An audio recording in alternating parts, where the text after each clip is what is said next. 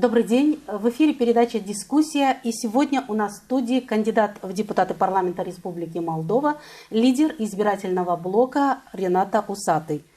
Ренат Георгиевич, добро пожаловать в Гагаузию. Спасибо большое. 3 июня избирательный блок Рената Усатова дал старт предвыборной кампании и объявил о своем намерении участвовать на выборах в парламенте Республики Молдова.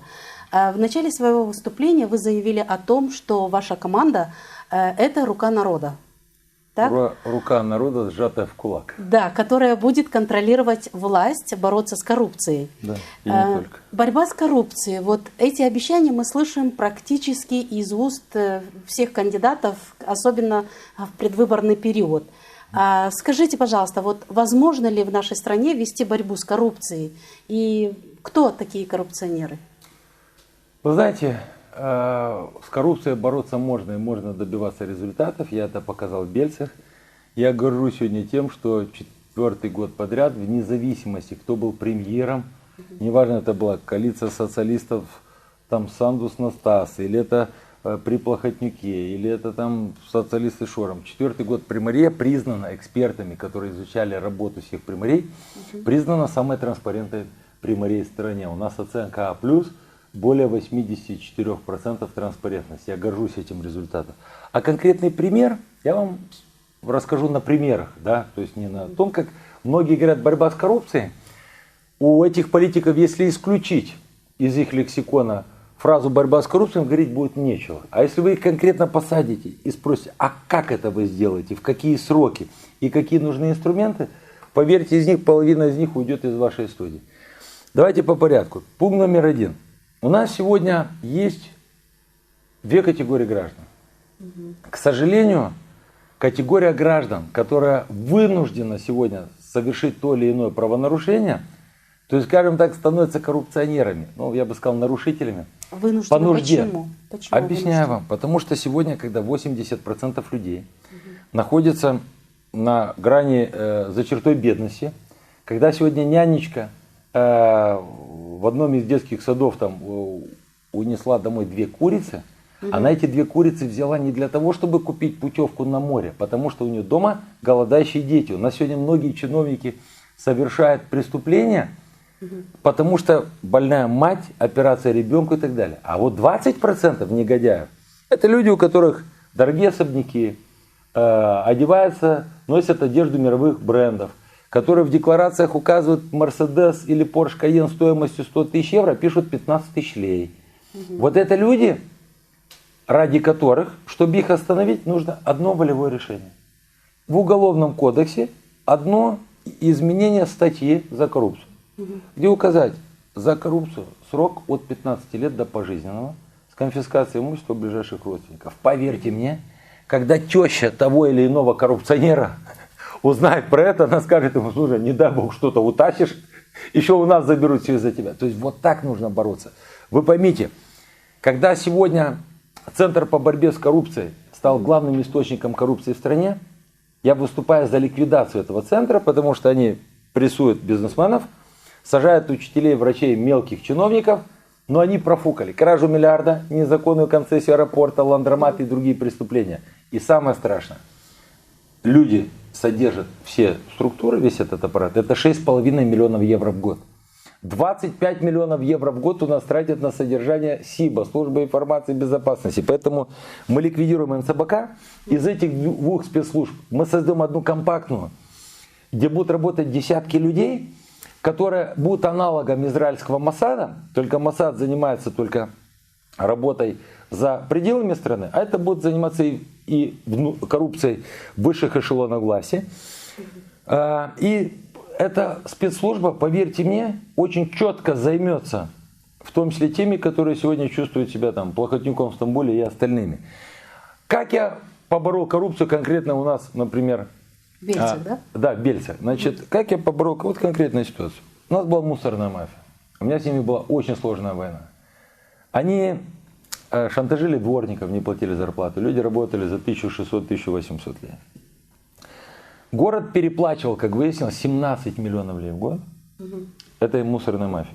Они ездили на самых дорогих иномарках, у них было все хорошо, все было плохо в городе. И самое страшное у простых людей, которые работали.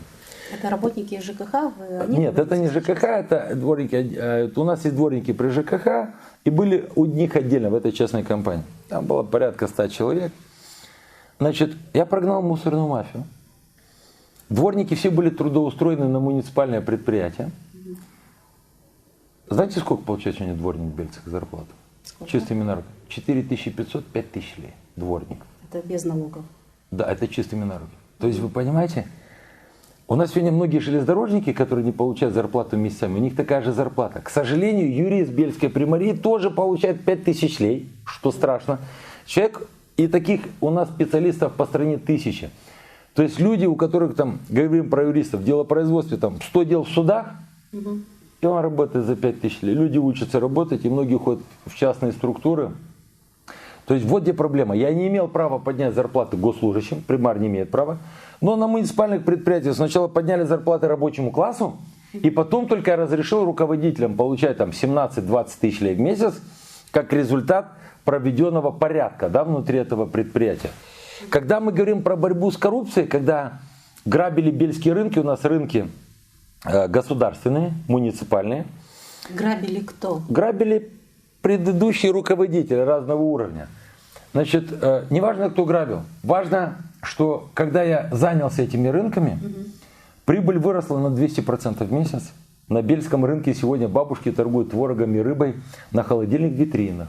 Рынок секонд-хенд выглядит как частный коммерческий центр в Камрате. Это рынок секонд-хенд для пенсионеров. То есть вы увидите, вот в интернете можете погуглить, люди думают, что это какой-то частный торговый центр, а это рынок для пенсионеров.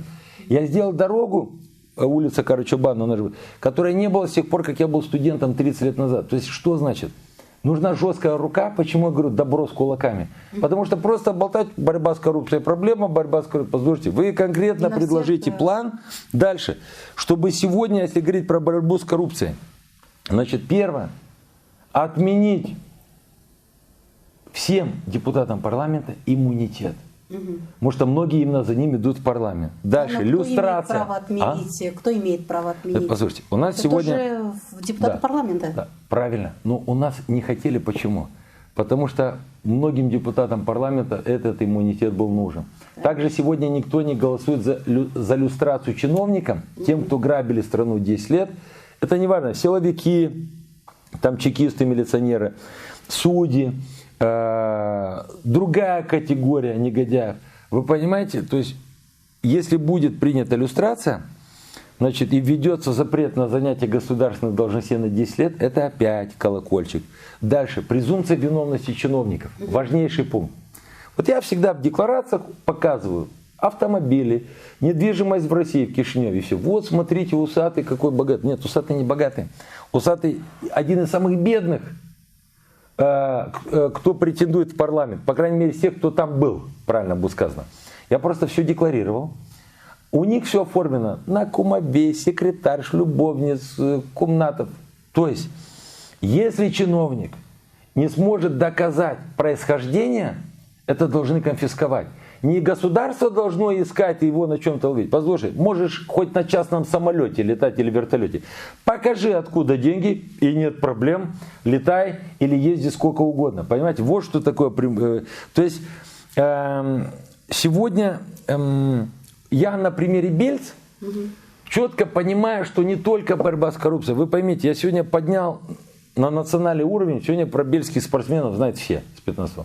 4-й год подряд бельская команда Баска с 49-го года не выиграла, с 1940. 4-й год подряд обладатель кубков и чемпион страны. Бельский клуб «Заря» стал обладателем кубка, значит, попал в Лигу Европы. Такие же достижения на художественная гимнастика, борцы, бокс и так далее. То есть тратили спортивные поддерживали деньгами из бюджета. Да. Плюс моими личными. Я хочу, чтобы сегодня спорт развивался во всех городах и селах страны одинаково. Для этого у меня есть четкий законопроект. 5% от продажи сигарет и алкоголя идут на спецсчет на поддержку молодежи и спорта. Вы понимаете, что если 50% этих средств будут получать примария, на возрождение этих спортивных секций. Вторая половина остается для того, чтобы реализовывать проекты национального масштаба. Вот тогда, как в Бельцах спорт, будет во всей стране. Сегодня в Бельцах лучший бассейн в стране. Сегодня с Кишинева, столицы, ездят каждые выходные очереди в Бельцах. У нас теннисная школа, школа настольного тенниса. У нас современные залы европейского уровня. Понимаете, это вот, когда хочешь навести порядок, поэтому говорю, что стране нужен завхоз хороший, параллельно ревизор, а иногда и хирург, которым, поверьте мне, я точно буду и справлюсь с этой задачей. Да. А скажите, пожалуйста, вот кто входит в ваш состав вашей команды, Да. и есть ли в ваших списках из Гагаузии? Да, значит, скажем так, значит, у нас в команде и в списке те же люди, которые были в 2014 году, когда нас сняли из выборов. Просто за это время 9 человек из них стали примарами городов, многие стали примарами сел. Значит, естественно, это люди, которые с первого дня со мной. Мы единственный участник этих выборов, у которого нет бывших депутатов и министров, от которых люди устали за последние 30 лет. Значит, это Елена Грицко, это Ильян Кашу, это Нина Черетьев, примар Дроки, это примар Гладян Стелануцу, значит, 7-й номер в списке Виктор Петриогла, примар Вулканешт, также Михаил Стамов, вице-примар Чадырлунги. Мы вместе начинали наше знакомство с жителями Чадырлунги. И многие другие. Вы поймите, я всегда, вот многие как раньше делали, так, давай возьмем каждую десятку по одному с Гагаузии, чтобы показать, там, что мы там соблюдаем какой-то этикет. Но самое страшное, что происходило? Все использовали жителей Гагаузии. Да. Во время предвыборной кампании все рассказывали про закон об особом статусе, все говорили, как важна Гагаузия и ее культурные ценности, и ее возможность развиваться независимо там экономически, политически, и потом на 4 года все забывают. Я ехал к вам, мне показали документы, сначала смотрю, говорю, так, вроде, я говорю, вроде там 4 миллиона лей. Мне там показывает помощник бумаги, нет, вот, все, вот то, что я делал в Камрате, в Чадырлунге, в Вулканештах, я посмотрел там количество установленных за мой счет площадок, которые я не показывал на всех телеканалах. Вы и Камрату дарили... Да. Автобус, микроавтобус, детский дом. Все помнят концерты со звездами. Я участвовал в покупке грейдера, трактора, брусчатка. Например, Чешмикёй обратился примар. У меня были просьбы во время избирательной кампании. Я прошу. Говорит, а можете поддержать примари там 100 тысяч лей в год на социальный хлеб для малоимущих? Я все это делал, я потратил более 5 миллионов лей личных денег в Гагаузии, будучи примаром Бельца, не будучи политиком, скажем так, будучи политиком национального масштаба, но должность-то у нас у всех были только должности примаров. Мы никогда не были в правительстве или в парламенте. И я мог говорить жителям Гагаузии всегда, когда они просили помочь, ребят, а я примар Бельца, извините, я вот только бельцам помогаю, а вот вы тут обращайтесь к своим чиновникам и так далее. Я никогда не делил людей на молдаван, болгар, гагаузов, украинцев, русских, тех же румын, которые живут в стране. Понимаете, я сегодня выступаю за то, чтобы объединить общество, и чтобы жители Гагаузии голосовали не за то, что болтают, ну все обещают. И просьба к жителям Гагаузии, ребят, вы сделаете анализ, кто и что для вас сделал за предыдущие 4 года. То есть, и когда вы увидите, когда вы начнете записывать, какой политик, я говорю, не из Гагаузии, из Кишинева. Вот сколько политиков, что сделали в Гагаузии, сколько детских площадок. Я в Гагаузию закупил десятки тысяч квадратных метров брусчатки. Я радуюсь сегодня, что... А где устанавливали эти брусчатки? И в Камрате, и в Чадырлунге, и в Вулканештах, то есть везде. Это все, информация была опубликована. Еще раз, вы поймите. Для меня важно было, чтобы... Но у вас в Гагаузии очень много сторонников, да? Я помню, нет, к сожалению... местные выборы, когда все наши крупные города, да, в Гагаузии... победили от нас? Да, победили просто потом от вас. Анастасов с Топалом ушли. Это Камрат и Чадырлунг, да? То есть, когда почему? Что произошло? Ну, послушайте, кто-то выдержал давление Плохотнюка, центральных властей, кто-то нет, понимаете? Поэтому я не могу сегодня, так как меня не было в стране, я не мог физически находиться в стране из-за Плохотнюка, не из-за того, что я боялся, что сяду. Я просто понимал, что я живым из тюрьмы не выйду, и меня бы просто уничтожили, я не смог бы продолжить свое дело. Поэтому важно другое. Вот сегодня что меня объединяет там с примарами всей страны от разных партий. У нас один из важнейших пунктов – ликвидировать систему районных администраций. То есть район остается на своем месте, но районный совет, председатель, зампредседатель, люди, которые делят, ага, примар свой, дадим денег на детский сад. Не свой, ничего не дадим 5 лет. Послушайте, сегодня ликвидировав районные советы, все жители всех сел и городов будут получать деньги поровну. То есть все деньги будут делиться в зависимости от населения и площади города или села. И тогда не важно, примар независимый, от Усатова, от социалистов, от другой партии, примары все будут получать равные деньги, и жители не будут страдать из-за того, что они выбрали кого-то независимого или другого. И вот так правильно, если ты хочешь на самом деле добиться каких-то реформ. Понимаете, когда мы говорим про село, про диаспору, я первый не просто разработал законопроект, а уже привез первый макет, образец. Автоматическая аптека в каждое село. Я его представлю в ближайшие дни, просто ждал, чтобы мне семейные врачи дали список самых необходимых лекарств для людей в селах. Это 2 квадратных метра терминал, высокий, значит, куда вмещается от 75 до 100 видов самых необходимых лекарств. Обезболивающее, зеленка, йод, мазь от ожога, там кто-то там от радикулита. Вы понимаете, когда в каждой примарии при входе будет стоять по этому аптечному автомату. Вы имеете в виду устанавливать их в примариях? Да, во всех примариях страны. Почему примария? Потому что люди везде знают, где примария. И это аптечный терминал, где кнопку 1 нажал, хоп, выпала зеленка. Кнопка 3 там цитрамон и так далее. То есть, что произойдет?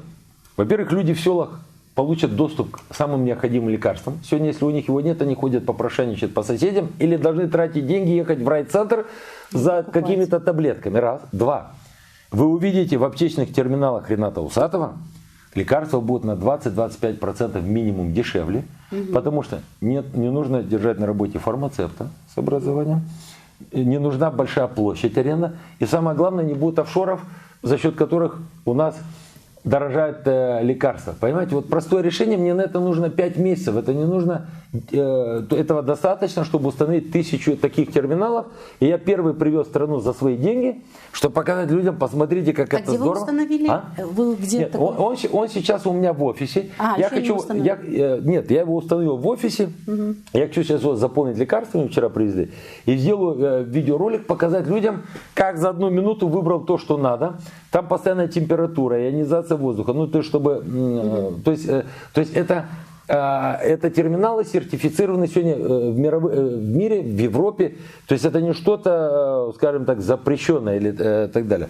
То есть, плюс, как я вам говорил, важнейший момент, связанный с диаспорой. С теми, кто живет за рубежом. У нас сегодня полстраны в России, вторая половина в странах Евросоюза. Без денег людей, которые вдали от своих детей и родителей, вынуждены были уехать. Но эти люди отправляют 1,5 миллиарда евро в год детям, родственникам, семьям. Вот для этих людей без них бы страна исчезла. И мы должны это признать, чтобы они могли раз в 5 лет, те, которые перечисляют домой 300 евро в месяц, или аналог там, в рублях, в долларах, неважно, чтобы они, то есть в течение 5 лет 20 тысяч евро, это по 300 евро в месяц, мы посчитали, чтобы каждый работающий за рубежом мог раз в 5 лет бесплатно растаможить одну машину, и он приедет домой, на этой же машине будет ездить его жена, родители, брат, понимаете, то есть для этих людей никто ничего 30 лет не делал. Просто все говорили, диаспору нужно вернуть домой. Куда вы хотите вернуть людей, когда вы убили за 30 лет среднее техническое образование? Ко мне, как примару города, приезжают иностранные делегации, говорят, хотим открыть завод. Сколько у вас дипломированных сварщиков, токарей, слесарей, швей? Откуда? У нас одни институты, университеты, а без этих ПТУ, ГПТУ, техникумов к нам никто не приедет открывать фабрики и заводы, потому что нет квалифицированных рабочих.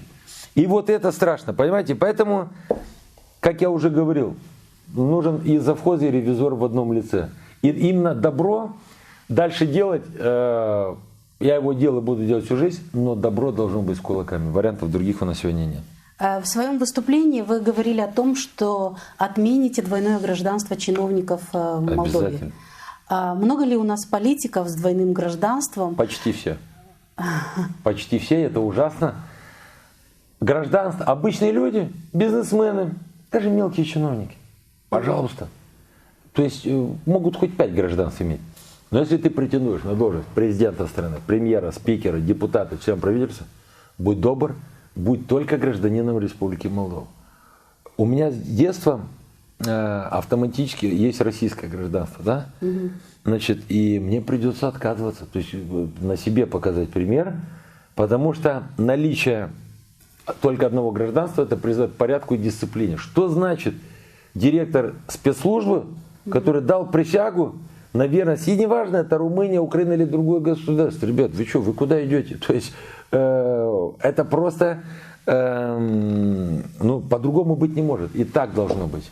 И так будет. Вас очень много преследовали в стране, заводили уголовные дела, преследовали ваших сторонников. Вы чуть выше отмечали даже об этом, даже у нас в Гагаузии, что было. Вы уезжали, возвращались и опять продолжаете свою борьбу в политике. Вот зачем вам все это надо и что вы можете изменить в стране? Или, может быть, хотите изменить в стране? Вы знаете, начнем с преследования. Да, на самом деле нас уничтожали. Я очень благодарен Александру Митчевичу Стояноглу, который на одной из первых своих пресс-конференций после ревизии всех уголовных дел вышел и сказал, что больше всего уголовных дел было сфабриковано против Усатова и представителей нашей партии. То есть он первый прокурор в истории молдавской прокуратуры, который вышел и сказал, что прокурора сфабриковали больше всего уголовных дел против Усатова. Потому что раньше говорили, нет, это не совсем так. То есть он первый, кто вышел, это четко и смело сказал. Раз. К сожалению, сегодня Плохотнюк уехал, все дела развалились. Проблема в другом, что закончили здесь, начались уголовные дела в России. Я хотел бы, чтобы люди знали правду. Потому что когда по просьбе Додона против меня сфабриковали дело, да, был и мой конфликт с представителями некоторых спецслужб России, которые просто хотели ручного политика. Я не могу быть ручным ни у российских каких-то там людей в погонах, ни у румынских, ни у американских.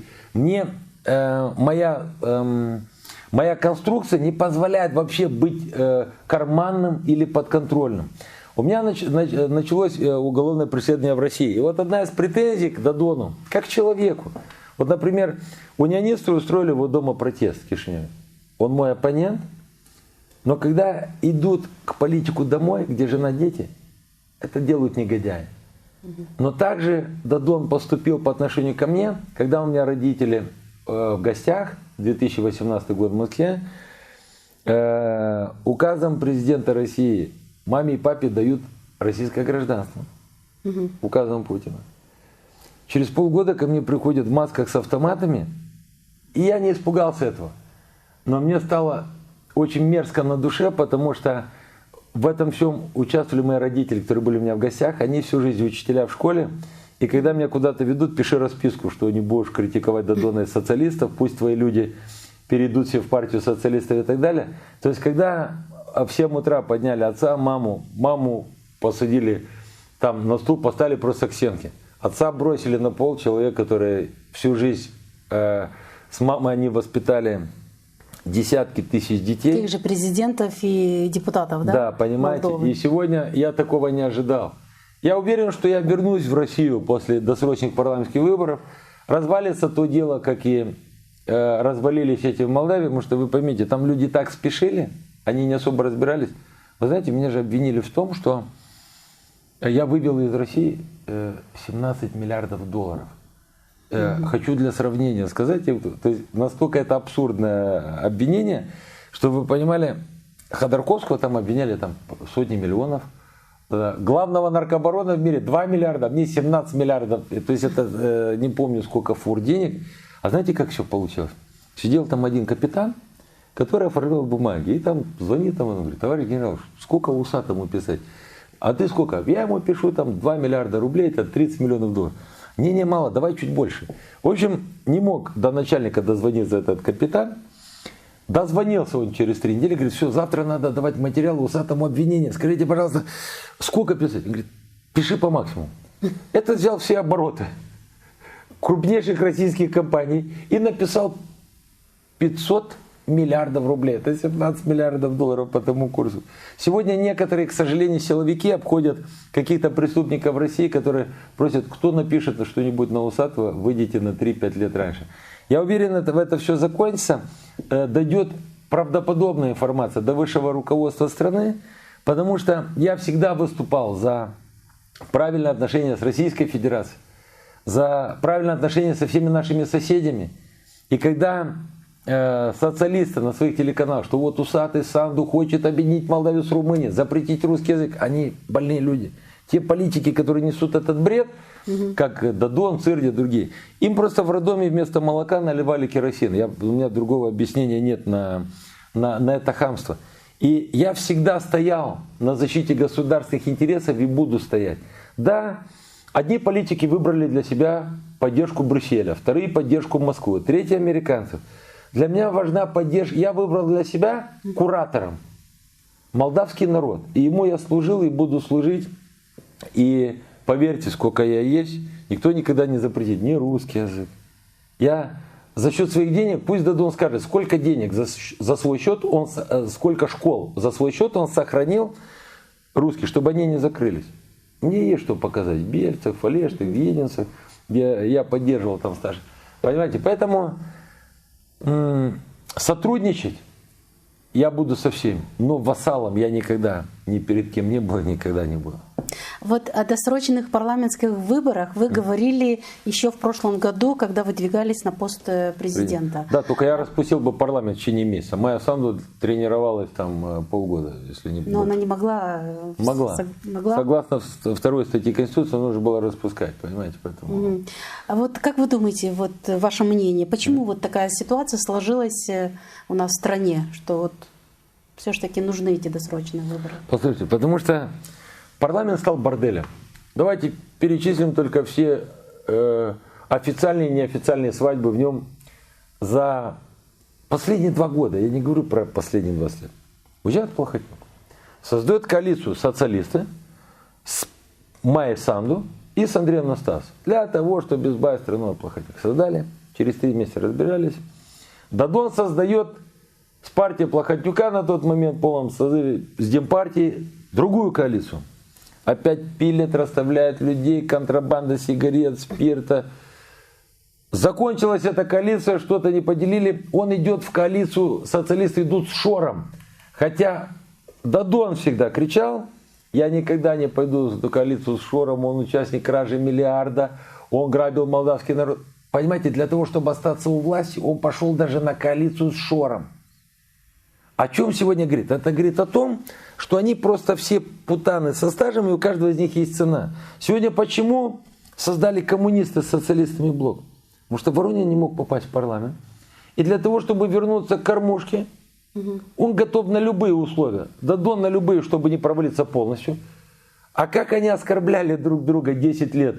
Как Дадон, как Воронин Дадон? Дадон это главный осел Гагаузии. Там они 10 лет наговорили друг про друга столько.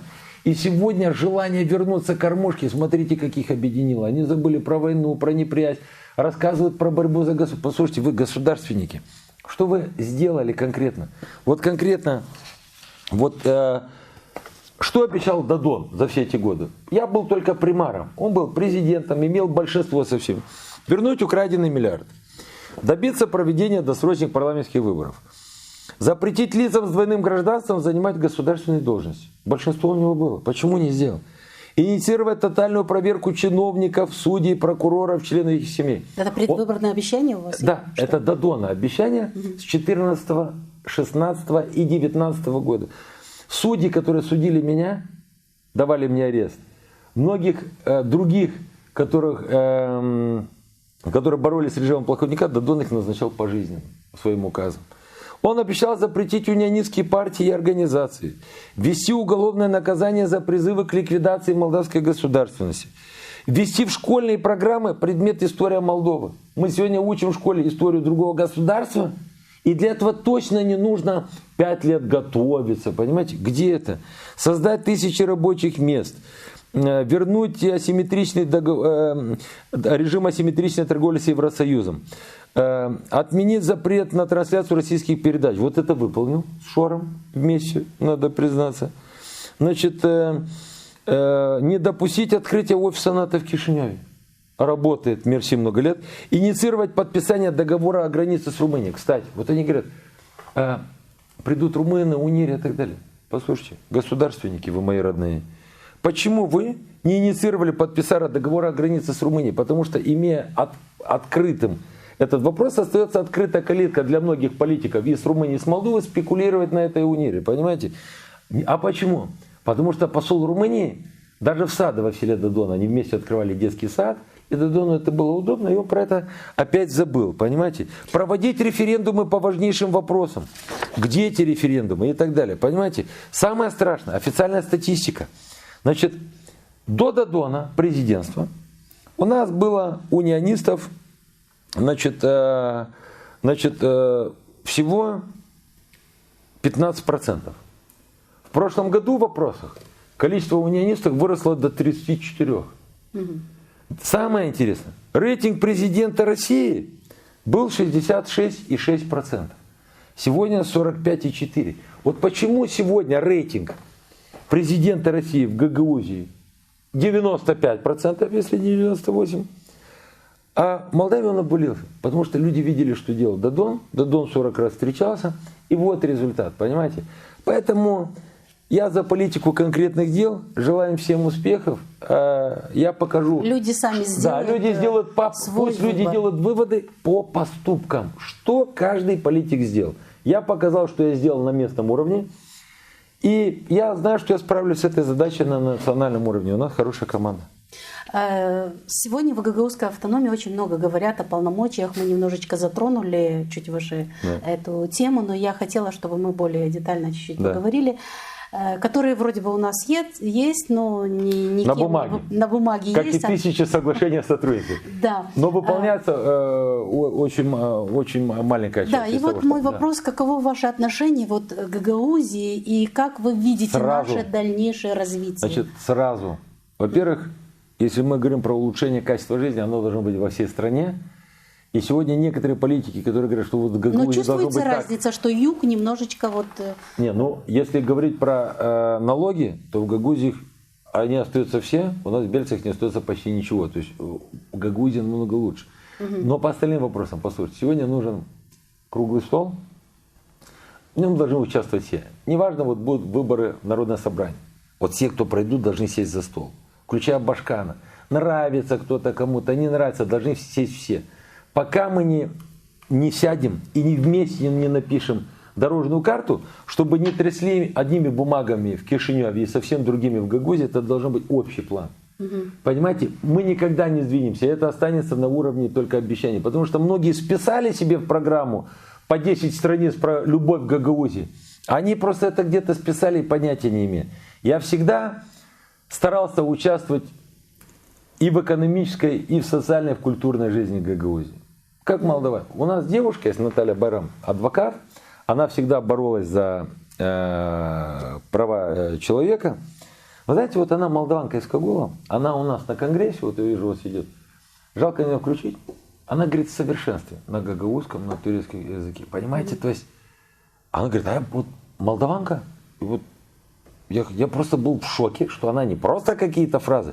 Вы понимаете, вот мы будем первыми в истории, когда будут представлены в парламенте не только представители Гагаузии, но и от центральной власти будет приезжать молдаванин, который в совершенстве говорит на гагаузском языке. Такого за 30 лет еще не было, чтобы человек, куратор, неважно, это представитель правительства, парламента, понимаете, вот мы даже об этом подумали. То есть это говорит о том, когда ты реально хочешь что-то сделать, и когда ты просто пишешь, любим Гагаузию, мы вам... Нет, нужно собирать всех, мы посадим. У нас даже проблема сегодня, когда про Приднестровье говорят, ребят, у них дешевле лекарства, электроэнергия, газ. Чтобы они захотели к нам, у нас должно быть лучше, чем у них. А до этого момента могут быть еще 100 заявлений и 100 вариантов приднестровского регулирования, и никогда не будет никакого результата. А вот когда вы приезжаете в Гагаузию, встречаетесь ли вы с Башкановым? И какое вот отношение у вас к руководству нашего региона? Вы знаете, у нас практически нет контактов. Мы встречались последний раз на дне Гагаузии. Значит, потом из-за ковида у меня 1,5 года практически не было никаких поездок, не было поездок по стране, только разве что во время избирательной кампании несколько встреч. Плюс мы как-то географически, то есть я на контакте с примарами. Почему? Я же не представитель центральной власти, поэтому мы примары между собой созваниваемся. То есть, вот я говорил там, с примаром Чадырлунги на прошлой неделе, там, с Анастасовым встречался несколько, в Единцах было заседание Конгресса местных властей. На постоянной связи, естественно, с Петриогло. То есть я говорю с примарами от всех партий и независимых в том числе, потому что сегодня это единственный вариант, чтобы нас всех объединять общие проблемы. Понимаете? Общие проблемы есть сегодня в законодательстве. Когда сегодня, кстати, вот многие кричат, у нас плохо то, не защищаем отечественного производителя. Ребят, вот вопрос конкретно к социалистам, которые были и при коммунистах, и после них, демократы, тот же блок Какум.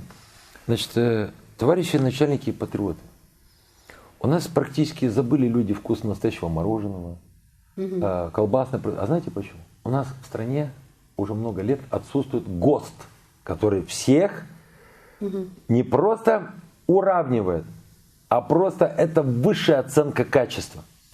А как может быть ГОСТ, если я узнаю, что у нас нет сегодня национальной лаборатории, которая могла бы делать анализы, начиная пищевыми продуктами, заканчивая какими-то бытовой химией, там, как какое-нибудь мыло хозяйственное и так далее. Вот где ужасно, понимаете? То есть есть простые вещи, которые можно сделать, но до этого просто у некоторых не хватает опыта, у некоторых ума, а третьи просто идут для того, чтобы воровать.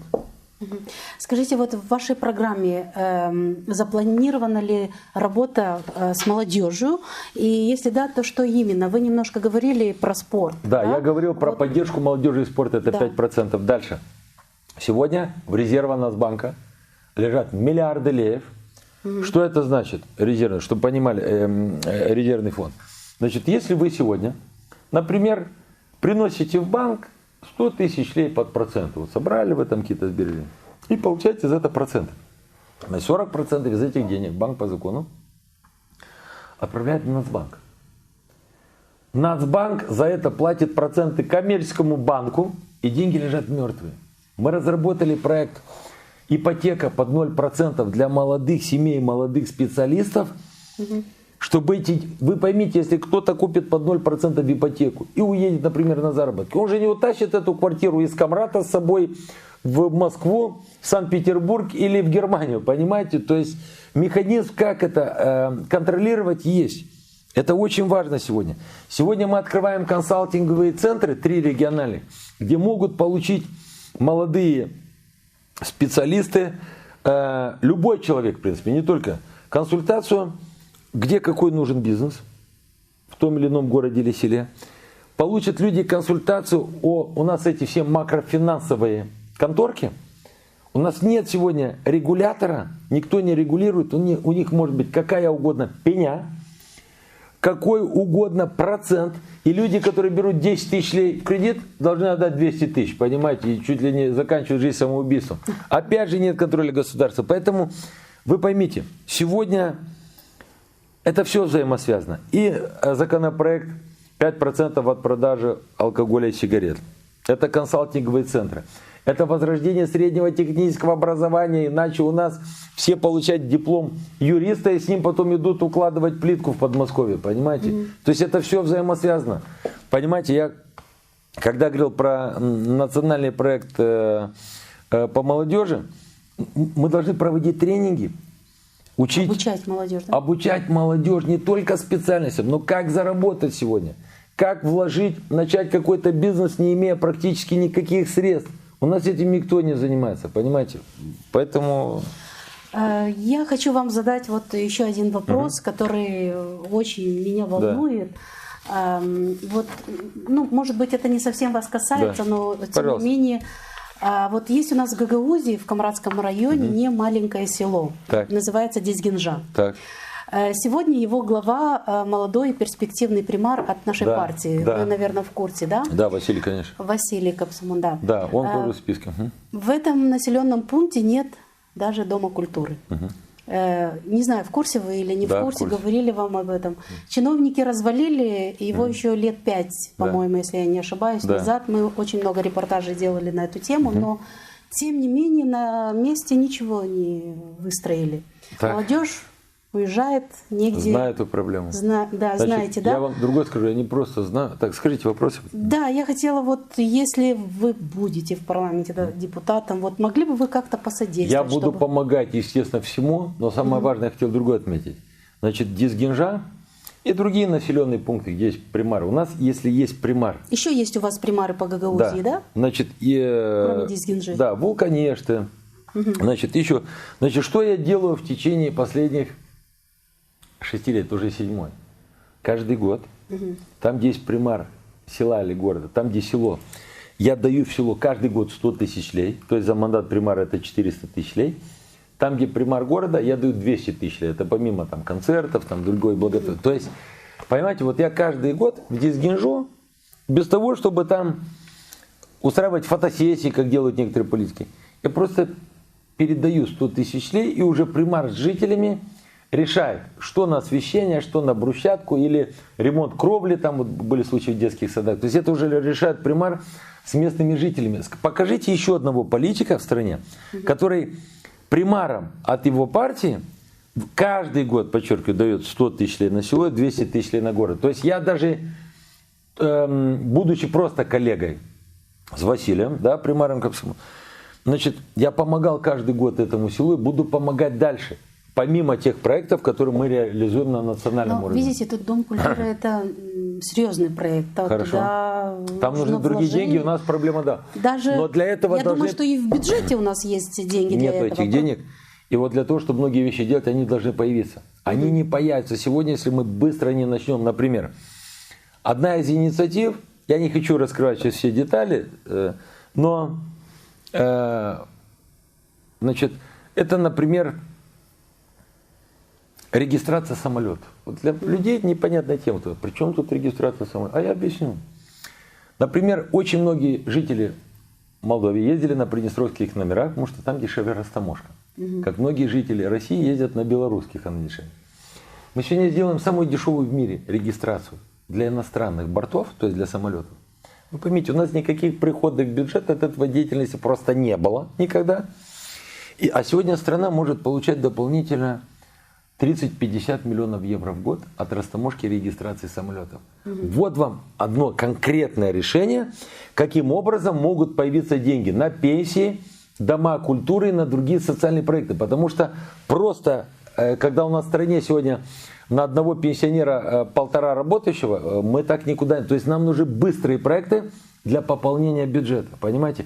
Когда я говорил сегодня, что мы построим крупнейший в Европе, и я, находясь в Дубае, обсуждал в Дубае, Абу-Даби, строительство крупнейшего в Европе мола в стране. Объясню для чего. Там будут все мировые бренды. И сегодня у нас весь центр Кишинев и юг ездят в Одессу, условно отдыхать. Север ездит в Черновцы или в Ясы в Румынию. А назовите сегодня, зачем могут украинцы или румыны приезжать сегодня к нам? Да им нечего у нас делать. Я имею в виду, вот, чтобы был такой же массовый приход туристов и людей, которые тратят деньги. Если мы сделаем этот мол, там будут мировые бренды. Это национальный проект «Город вина», где будут представлены улица каждого производителя вина, алкогольной продукции в стране. В этом моле будет 4% НДС, чтобы мы конкурировали со всеми магазинами в мире. Вот как 15 лет назад всех привлекли в Дубай после руин, все ездили туда, там дешевле. Техника, одежда и так далее. Сегодня уже там дороже на 15%, чем в Европе, люди привыкли. Поэтому сегодня, если буду знать, что у нас в стране дешевле, вся Румыния, Украина будут одеваться здесь. И поверьте, другие. Вот это называется привлечение не только гастарбайтеры, бедолаги, которые работают и отправляют деньги, а чтобы люди на выходные начали ездить в страну, тратить деньги. Понимаете? Вот и все. Поэтому тут нужен правильный менеджмент. Да, сколько мандатов получит в парламенте Республики Молдова избирательный блок Рената Усатова? Мы бьемся за 15 плюс, а будет это уже 20-25, это лишь решат избиратели, они наши ревизоры. Поэтому... Но мы наблюдаем, что в парламенте, когда принимаются законы, они принимаются большинством голосов. Да. С какими партиями в будущем парламенте готов к коалиции избирательный блок Рената Усатовой? Вы знаете, про коалиции сегодня говорить рано, потому что я не могу делать коалицию с коррупционерами, но я не могу ее делать и с ботаниками. Поэтому я пойду по-другому. Вот я опубликую проекты законов, например, там, аптечный терминал каждый сегодня. Я хочу увидеть лица тех, руки, кто проголосует за законопроект, чтобы за коррупцию срок начинался от 15 лет. Вы поверьте, многие не проголосуют, потому что они первыми уедут шить варежки или тапочки в СИЗО-13. Я могу сказать одно, что наша фракция, наши избиратели блок Рената Усатова будет гарантировать права всех граждан страны. Неважно, на каком они говорят языке или какой национальности. Вот была коалиция партии социалистов с Майя Санду и платформа «Да». Вот они сегодня кричат, вот Усатый создаст Майя Санду, Усатый там хочет легализовать там какие-то голубые браки. Да у них у самих там сплошная голубизна, и партия из красной превращается в розовую, понимаете? То есть сегодня я никогда не пойду против интересов страны, и в Гагаузии будет порядок, как будет порядок и в украинских селах, и в молдавских, и румынских, и угодно, понимаете? Поэтому я не могу делать, как я могу сегодня делать Шором, который участвовал в краже миллиарда? Вот Дадон смог, я никогда не смогу, потому что меня люди будут останавливать на улице. Эй, Усатый, слышь, борец с коррупцией, ты с теми, кто украл миллиард, делаешь? Вы что, нет. Игорь же поэтому проиграл. Игорь, когда говорит, что я из-за Усатого проиграл выборы, скажите, пожалуйста, а Ренат Усатый виноват в том, что он брал кулек от Плохотнюка, его все дети называют кульком в стране? Ренат Усатый виноват, что он все эти годы слушал Плохотнюка, пока не объединились усилия американцев, европейцев и русских, и изгнали Плохотнюка, Дадон бы и дальше там сидел, понимаете? То есть, почему сегодня люди голосуют за меня в Бельцах всегда в первом туре из-за примаров наших городов?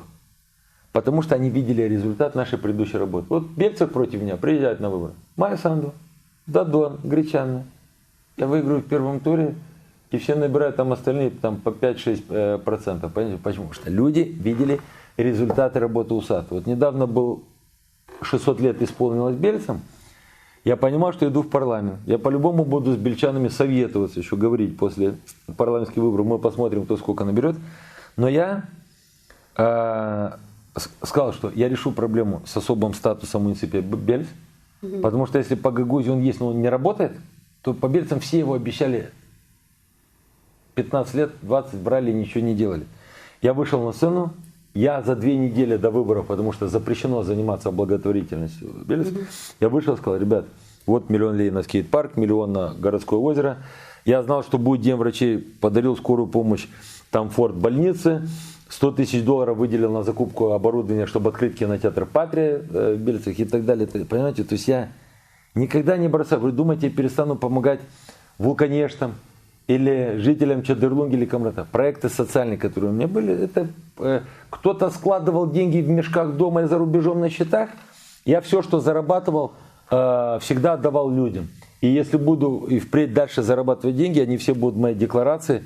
Я не собираю ни на яхту, ни на самолет. Послушайте, я с детства помогаю людям, даже тогда, когда мог просто наловить рыбу и раздать ее пенсионерам. Поэтому это моя жизнь. Какой вы видите модернизацию Молдовы и по какому пути вот страна должна идти? Как должна вот развиваться? Как вы это... Если сегодня без промышленности у нас ничего никогда не получится. Потому что сильная экономика любой страны это там, где есть промышленность. А это уже среднее техническое образование, чтобы не повторяться и так далее. Понимаете, поэтому сегодня промышленность. Сегодня я пришел в политику в 2014 году. В Молдове внешний долг был 3 миллиарда долларов. Сегодня 7. Понимаете, то есть у нас набрали в долг, чтобы вовремя платить пенсионерам пенсию и во время выборов давать надбавочку. Так же, как и бюджетникам. Но хоть бы один вышел, я знаю, что если я выйду гражданам страны, скажу, уважаемые граждане страны, сегодня я предлагаю взять $1 миллиард кредит, но не на надбавки пенсиям, зарплату, а для того, чтобы открыть 100 животноводческих комплексов, 3 консервных завода. Я уверен, что мне вся страна с юга до севера будет аплодировать, потому что мы берем деньги для того, чтобы страна зарабатывала деньги, чтобы увеличивались рабочие места. Вот так нужно действовать. Нужно перестать постоянно ходить где-то попрошайничать для того, чтобы поесть. Вы поймите, очень простой пример. Человек в селе одолжил 1000 лей, потому что он голодный. Ему нечем заплатить. Он взял эту 1000 лей, одолжил. Он ее вряд ли вернет, не уехав на заработки. А если бы он эту 1000 лей взял и на эти деньги купил бы несколько ящиков черешни, продал бы ее на рынке, он бы вернул и 1000 лей, и чуть-чуть бы еще заработал. И вот по этому принципу я буду говорить круглосуточно с людьми по всей стране. Говорит, ребят, давайте будем учить зарабатывать. У нас сегодня нет никакой четкости, в том числе в сельском хозяйстве. Каждый выращивает, что ему придет в голову. Сегодня мы должны выращивать то, что сегодня требует мировой рынок. Если сегодня ягоды стали очень популярными в России, в Европе, да во всем мире, вы знаете, сколько на ягодах можно зарабатывать на 1 гектаре земли? То есть, если на некоторых культурах можно зарабатывать, которые все привыкли выращивать, там, десятки, там, 10 тысяч лей, 15 тысяч лей на гектаре. На ягодах можно, знаете, сколько зарабатывать на 1 гектаре? Официально. 20 тысяч евро за сезон. Так скажите, пожалуйста, а вы понимаете, что это влияет на то, что человек, которым этим занимается, он сможет платить больше зарплату людям, которые вкалывают на полях, имея такой доход. Налоги в бюджет. Совершенно верно. Вы понимаете, что сегодня этим планированием никто у нас не занимался. Люди приезжают в заработок на север, видят, все сажают яблоки. А, да, я тоже посажу. Понимаете? Потом сидят с этими яблоками на полях. То есть, понимаете, это целый комплекс мер, который, я уверен, что именно как завхоз. Вот я, например, не был совсем согласен, когда там били, я видел, когда бьют пенсионеров, детей на протесте в Минске, меня это вызвало как минимум негодование, да? Но надо признать сегодня, что из всех бывших советских республик, где сохранили, не просто сохранили, а приумножились количество предприятий, дороги, как в Берлине, иностранные специалисты приезжают, обучают хирургов в Минске. Это Лукашенко. Он из председателя колхоза национального, районного масштаба стал национального. Он везде ходит, там сам разбирается, неважно, фирма, не фирма. То есть, если говорить про промышленность, про экономику, он показал, как может быть, понимаете? Поэтому нужно везде, если лучшая система здравоохранения в Германии, давайте ее скопируем и не будем мучиться. То есть вот. Опыт перенять. Да, там, никогда не нужно стесняться опыт. Там, где есть какие-то хорошие результаты. Я увидел один из лучших бизнес-инкубаторов в Нижнем Новгороде. То есть, понимаете, неважно, вот хорошая идея в России, так, супер. Взяли, но сели не копировать, а реализовывать. Понимаете? Вот это моя разница. Разница между мной и другими политиками. Они теоретики, а я практик. Я человек, который сделал себя сам. Я знаю, что такое жить в 6, 7, 8 в маленькой комнатушке на съемном жилье в России. Я знаю, что такое деньги. Я знаю им цену, и они меня никогда не поменяли. Все, кто меня знает, я не такой же, какой был 10 лет назад, 15-20, понимаете? Вот, поэтому практика и жизненный опыт, который у меня есть, мне дает фору очень многим, которые кричат, что у них там какие-то там гарвардские дипломы или какие-нибудь другие. Ну и в завершении нашей передачи у вас есть возможность обратиться к избирателям. Все-таки предвыборная кампания. Скоро выборы. Большое спасибо. Уважаемые, мне не нравится слово избиратели, уважаемые жители Гагаузии, уважаемые граждане Молдовы, 11 июля выборы. Я прошу вас голосовать так, как подсказывает вам ваше сердце. Я призываю вас, самое главное, выйти на избирательные участки, голосовать за новые лица, голосовать за конкретно сделанные дела за предыдущие годы, а не за какую-то болтовню некоторых конкурентов. За 30 лет у нас в политике было очень много изменений. Их очень много было, особенно много последние 2 года. В жизни политиков изменилось очень много. А в вашем кармане, в ваших холодильниках от этого ничего не прибавилось. Поэтому голосуйте, как подскажет сердце. Я иду на выборы с жизненным своим девизом: сила в правде, добро должно быть с кулаками, А мой девиз президентский, помните о Гагаузии: весны ждать не будем, сажать будем зимой. Я вас обнимаю всех крепко, всем хорошего дня и делайте так, как подсказывает ваше сердце. Оно вас не подведет и не обманет. Спасибо. Ну что ж, мы желаем вам успехов на выборах. Я благодарю вас за участие в нашей программе. Желаю здоровья нашим телезрителям и до скорой встречи в эфире.